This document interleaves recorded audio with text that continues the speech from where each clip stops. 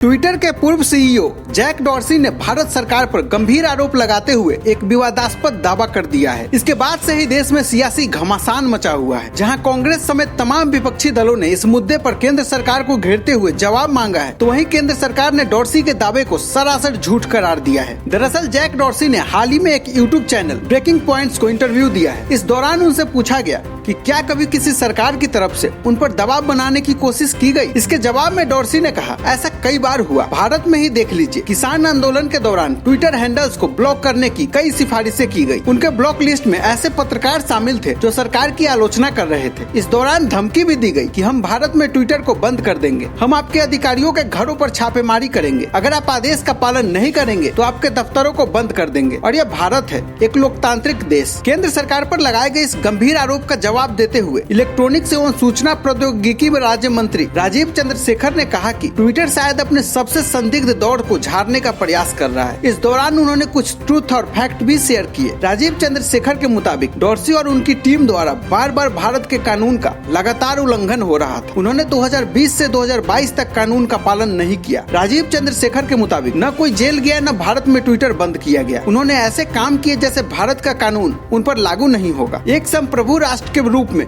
भारत को यह सुनिश्चित करने का अधिकार है कि भारत में काम करने वाली सभी कंपनियां उसके कानूनों का पालन करें। जनवरी 2021 में विरोध प्रदर्शनों के दौरान बहुत सारी गलत सूचनाएं और यहां तक कि नरसंहार की रिपोर्टें आई जो फेक थी। भारत सरकार को प्लेटफॉर्म से गलत सूचनाओं को हटाने के लिए बाध्य होना पड़ा, क्योंकि इसमें ऐसी फर्जी खबरें थी जिनसे हालात और भड़क सकते थे। जैक के कार्यकाल में ट्विटर ने पक्षपातपूर्ण व्यवहार किया। उन्हें भारत में प्लेटफॉर्म से गलत सूचना हटाने में समस्या थी, जबकि अमेरिका में उन्होंने इस तरह की घटनाओं को खुद हटाया। रिकॉर्ड के लिए बता दें कि न तो किसी पर छापा मारा गया और न ही किसी को जेल भेजा गया। हमारा फोकस सिर्फ भारतीय कानूनों का अनुपालन सुनिश्चित करने पर था। जैक डॉर्सी की ट्विटर की मनमानी, पक्षपातपूर्ण और भेदभावपूर्ण आचरण और अपने प्लेटफॉर्म पे अपनी शक्ति के दुरुपयोग के बारे में सार्वजनिक डोमेन में पर्याप्त सबूत है। अब सरकार ने अपनी तरफ से सफाई तो दे दी है, लेकिन विपक्षी दल मौका मिलते ही इसे भुनाने में लग गए हैं। कांग्रेस प्रवक्ता रणदीप सुरजेवाला ने ट्वीट कर कहा, ट्विटर के को फाउंडर और पूर्व सीईओ जैक डॉर्सी ने टीवी इंटरव्यू में यह सब स्वीकार किया है। क्या मोदी सरकार इस पर जवाब देगी? कांग्रेस सांसद विवेक तनखा ने कहा, यह बीजेपी के प्रजातंत्र की राष्ट्रीय अंतर्राष्ट्रीय तस्वीर है। कितने भी शिलान्यास कर लीजिए,